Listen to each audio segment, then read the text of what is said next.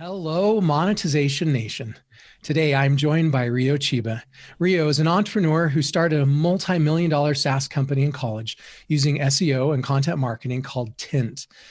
He bootstrapped it with his two co-founders to 40 full-time employees, $5 million in annual recurring revenue, and 1,000 plus customers in 172 companies. After successfully selling the company in 2018, he is now working on Topic to help others achieve similar marketing success for their businesses. Thank you so much for joining us today, Ryo. Yeah, thanks for having me. Hey, can you start off by sharing with us something that you are super passionate about? Yeah, I'm really passionate about the intersection of product and marketing. So I am a engineer turned marketer, and the first business that I started was as a student in the engineering school. So back then I really had the idea that if you build a great product, then people will just come out of the woodwork and buy it. But after a decade of being an entrepreneur, it's very clear that that is not the case. And so I think the intersection of product and marketing is fascinating, not only in building products that market themselves, but also building products to help marketers. And so that's sort of what I've been working on for the past 10 years. I love it. Can you give me maybe an example or two of businesses that have done a really good job at that intersection, or maybe ventures you've done that have done a really good job at that intersection of technology and marketing, and maybe a bit of advice or two for our audience? Yeah, so I think a great example was with the first business that I started out of college. So it's a great segue into sort of my background, but basically, while we were still students, we started this business aggregating social media to help businesses display that on their websites. And we raised money, started working, and as anybody who has started a business for the first time can probably relate to, we had no idea what we were doing. So we spent about 9 months trying to figure out how to get more users, how to get some traction. And with about 3 months of runway left, we basically, I, on a whim, decided to learn some basics of SEO and apply that to our business. And luckily, that was what allowed us to get our initial traction. And not only that, allow us to grow to around 40 people. And over the course of 6 years, all through SEO. And it was really a remarkable channel for us. And it really opened my eyes to the power of organic search. And one of the key aspects of that growth was turning our product into something that could market itself. It was an embeddable product that people could put onto their own websites. And so the product basically sold itself because it had a powered by TINT sticker at the bottom, and that got people interested, and that built our domain's authority and allowed us to rank for important keywords. So in terms of tips, I feel like for anybody listening to this, I think most businesses have that unique angle or unique superpower where they can leverage something inherent in their business in order to help them in search marketing. I think another great example is I was consulting with a company that rents out venue spaces for events and corporate meetings, and their primary growth strategy was letting venues feature themselves on their site, and then also in exchange have that venue put a link back to this directory of venues. And so by recruiting their own customers as advocates in this way, they're able to grow their site authority and grow their traffic. You told a story of your career early on. Can you go ahead and just tell us the rest of the story, your journey to become this super successful entrepreneur? Yeah, so over those 6 years, one of our biggest struggles was putting together a scalable content marketing program. It's really hard to find writers who could write about marketing technology and social media aggregation, which was our business's niche. And when we did find a great writer, it was hard to give them the research that was required in order to allow them to create the content that that's good enough to rank on search. And so through that process, I learned so much about how to create a scalable SEO program. And when we sold the company in 2018, I decided that that would be the focus for my next venture, which is Topic. I love it. Tell us more about Topic. Go a little bit more into depth. Yeah, so Topic is basically a research and optimization tool for content marketers to help them create better quality content at scale. So it basically analyzes the top results in Google to identify what are some of the key things that your audience wants to learn about so that you can cover that in the content that you're putting together.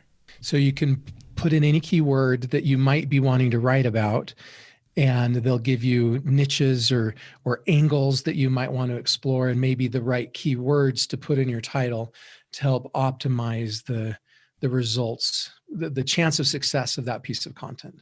Exactly. What's the biggest failure you've made in your career, and what'd you learn from it? I would say that my biggest failure was not doing more to grow the business, our previous business, using the channel that we know worked. For a long time, we looked at other startups and saw them growing their business through outbound sales or growing it through, things that we weren't very strong at. And so we felt like we should work on our weaknesses and invest more in that. And what really that ended up doing was holding our business back because we didn't have the in-house expertise and we didn't know how to hire for that in-house expertise, when we really should have doubled down on our strengths and not taken those for granted. So even though we grew our business significantly through SEO, we did spend a lot of money and time trying to really hone in on those other channels like paid and events, affiliate, outbound sales. Those didn't pan out, and that was all wasted effort. But there was one channel that you knew worked, and you should have doubled down on the one that was working. That's right. That's the point. Okay.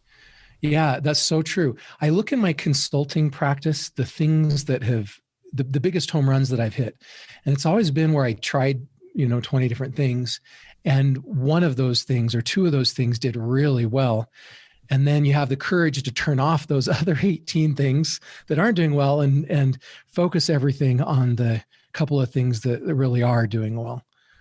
It's okay to acknowledge your weaknesses and not focus on those, if there's another channel that's working. Yeah, that's right. That's really important. It's not about doing everything. It's about testing a whole bunch of different things and finding out what works, and then turning off the things that don't work and putting a ton of effort into the things that we know work. Yeah, that's right. What a brilliant strategy. Thanks for sharing. Okay, tell me the greatest home run that you've hit in your career. Yeah, I'd say the biggest home run was finding the right leaders to own some of the aspects of our organization that we didn't feel qualified to run. I think that being pretty quick to acknowledge some of those shortcomings on our end in terms of skills allowed us to jump ahead and find opportunities that we wouldn't have been able to find. I think as a founder, it's easy to let your ego come into play when figuring out how you want to grow your business and who should be making the decisions. But being able to delegate and allowing those outsiders to, or not outsiders, but people that you bring on to really own those processes allowed our previous business to grow. Yeah, it takes a lot of courage and a lot of guts to be able to let go of your baby and delegate pieces of that responsibility to somebody else. And finding that right person is so very important. Let's talk a little bit about tectonic shifts. What do you think is the biggest tectonic shift that is affecting the transformation of the business landscape today? The the biggest shift that I have the most experience in, there's all sorts of shifts that are going on, but the niche that I'm really honed in on and have spent a lot of time looking at is content marketing and organic search. But in a broader sense, one big shift is the big change in consumer behavior in terms of who they trust and where they're going to be making purchasing decisions. I Yeah. think that it's no longer good enough to put out a radio ad or a TV ad and expect your audience to trust you and make a decision based off of that. People are looking for authentic content that is not only intelligent and answers their questions, but is also trustworthy and comes from an authoritative source. I love that. We call that credibility marketing. And I'm working on writing a book on that. That'll be done in a few months. Talk to me more about credibility marketing. Can you share with us maybe an example or two where you've seen people leverage credibility marketing well? Yeah, I think one great example is we work with a lot of health clients who are building products or selling products that are related to health and wellness. And the people that they're all competing against are companies like WebMD, Yeah. sites that, Lots of credibility. yeah, lots of credibility. And I think that those sites have always been really keen on identifying what's going to make readers trust them over others, because ultimately WebMD is just a private organization, but they have so much credibility because they've enlisted teams of doctors and researchers to back up everything that they say. They have a panel that reviews all the content that they produce, and they make that very clear on their site. And when it comes to credibility, I think that's a great example of what it takes to stand out in an extremely competitive niche like health. Yeah. Yeah. Yeah, I love that. Okay, so WebMD, a great example, because they've brought in scientific experts, and not just one scientific expert, but a group of scientific experts to review this content. Their content is far more credible than anything someone could just post on their own blog, or maybe than even an individual doctor could write. The group of scientific experts make it more credible. Yeah, I think another, not just health, but this can be applied to all sorts of other markets. One of our customers is curated.com, and they specialize in doing the same thing, but for athletes and sports equipment. So they take, an Olympic gold medalist skier and have them write a guide on how to buy your first pair of skis. And so, the same technique I feel like is pretty applicable in most markets. You need to find who to get to create your content and then focus on that. I love it. Yeah. So credible people to create and edit to guarantee the accuracy of our content. I love it. Yeah. I think another thing too, when we were talking about tectonic shifts, taking a look at the authority is just one angle, but I think another tectonic shift in content marketing is just how competitive it's getting. As more and more of the purchasing decisions get moved to places where you can't pay your way to your audience, places like organic search where you can't pay to be in the top spots unless you're looking at an ad. But again, 60 to 70% of clicks are going to organic search results because people trust those more. And because more people are going to those channels, it's getting more competitive in general. What is your best monetization secret or strategy? I would say that the best monetization strategy that I've personally put into practice is leveraging high intent keywords and organic search. It's just a channel that just keeps paying out once you are able to establish authority and trust. Yes. It's a moat. It's one of the only channels where you can create a moat for your business that is defensible. Everything else gets commodified, instantaneously, like paid. channels where once you've got your competitors jumping in and seeing what you're doing, it's just sort of a race to the bottom in terms of how much you're able to monetize a given audience. But Yeah. search is something that you can truly defend, with the trade-off being that it's hard to create content that stands out and is able to stay in the top spot. Yeah. A lot of people talk about recurring revenue and building recurring revenue streams, but what you're describing here is recurring marketing, right? Where you build content once, you optimize it really well, and you get recurring marketing value you don't have to continue to pay for each month.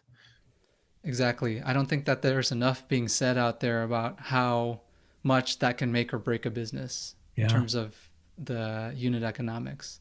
Yeah. So let's maybe take us through the steps of that. If you were advising me and I was a consulting client of yours, right? What are the steps I would need to follow to do a really good SEO, content marketing strategy? First is identifying high intent keywords, places where customers are ready to buy. That's what's going to make the biggest short-term impact to the business. And really what you want are those quick wins. Everybody's always saying that SEO takes six months or more. But oftentimes as a business owner, you want to see those quick wins because that validates that this is something that you can actually get behind long term. And Yeah. it's those high intent keywords that allow you to find that. Can you give our audience some examples of what those high intent keywords might be? Yeah, so I think one category of keywords is taking a look at your competitors and seeing if people are searching for alternatives to those competitors. People who are looking for an alternative are often at a further end of the purchasing decision spectrum than somebody who's just looking for general advice. Once you're actually looking at products and comparing them, people are looking to put their money in. So I think looking at competitor alternatives, also looking at things like the category of product that you're looking, like content optimization tools or tool. And the thing is, for these high intent keywords, there are typically not that many of them. So if you're working with somebody to put these together, or if you're doing it yourself, there might only be 10 or 20 keywords, versus in typical keyword research, it'll uncover hundreds of keywords. But again, 80 to 90% of them won't be those high converting, lower of the funnel keywords. Let's think of another example. Let's say that you're in the insurance space, right? So a keyword like health insurance might be too broad, right? It doesn't show as much purchase intent. Maybe they're doing research. What do you think the best purchase intent keywords might be for insurance? Yeah, something like United Healthcare Alternatives or best healthcare insurance in Minnesota. Right. It's getting a little more targeted, and people are looking for a specific solution rather than general tips on picking a health insurance provider. Yep. Maybe they're closer to that purchase decision. Mm-hmm. You have worked a lot with recurring revenue streams. Can you share with us some stories about implementing and managing recurring revenue streams and maybe some tips and advice for us? Yeah. When it comes to recurring revenue, the one important metric to optimize for is churn. Churn will define the ceiling at which the business is able to grow to. And once you hit that ceiling, there's nothing that you can do to change it unless you change the churn. And so explain what churn is for the audience. Yeah, so churn is how many customers are leaving you on a monthly basis and how long they stick around. And the churn percentage is percentage of your customers who leave on a regular basis. And if you have recurring revenue, as you get more customers, you'll see that revenue grow, but eventually the number of customers coming in and the number of customers coming out will equalize, resulting in hitting a plateau for the business. Because the churn is the coming out. So you've got to reduce the churn and increase the new signups. Exactly. And from a marketing standpoint, there's a limited amount Well, from our marketing standpoint, the usual metrics are all around increasing the net in, but oftentimes there's a limit to that, or if you have a high churn, even if you have a really amazing marketing system built out, it won't matter because those people are churning out. And so I think a key thing is working with whoever's in charge of retention at an organization to put marketing efforts behind that, whether it's to say use marketing skills to sell existing features that people might not know about, or get people excited about being customers of a specific product. The second step is figuring out now how to turn that into a piece of content. And what's really essential here that I've mentioned before, but is equally important, is to really dive into the research to identify what the search audience is asking, using tools like People Also Ask to figure out those questions, looking for patterns in the headings that other articles are using, so that you can create content that's answering what your search audience cares about. And then on top of that, layering on extra value. So I think there's two components to it that are essential to bake into the content production process. So the first part is figuring out what are the key points that that you need to cover. What are the questions that your audience is asking? And that's just the table stakes. What's the information that you need? And then the second aspect is, how do you go above and beyond? What is the unique information that you can add that either adds a different perspective, adds a more trustworthy voice, adds more media so that people can consume that in different ways, whether that's a video or a snippet of audio. And so for each piece of content being produced, being able to do those two steps as part of the process is really essential. And also enabling writers at your business to have the information they need to do those things. So one of the biggest challenges that we see when we're consulting with clients and working with clients is that their writers aren't experts in the niche that they're writing about, whether that's credit cards or travel or health. They just want to get the piece of content done.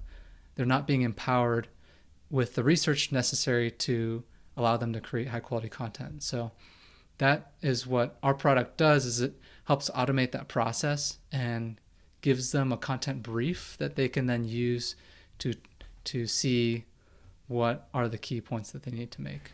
Thank you so much, Ryo, for sharing your stories and insights with us today. Here's some of my key takeaways from this episode. Number one, we should try to find the intersection between our products and marketing so we can create products that market themselves. Number two, when we can create a great product that markets itself through SEO, we create a recurring marketing strategy. Number three, organic search can actually create credibility for our business because Google uses credibility determining factors in setting its algorithm of sites and its search results.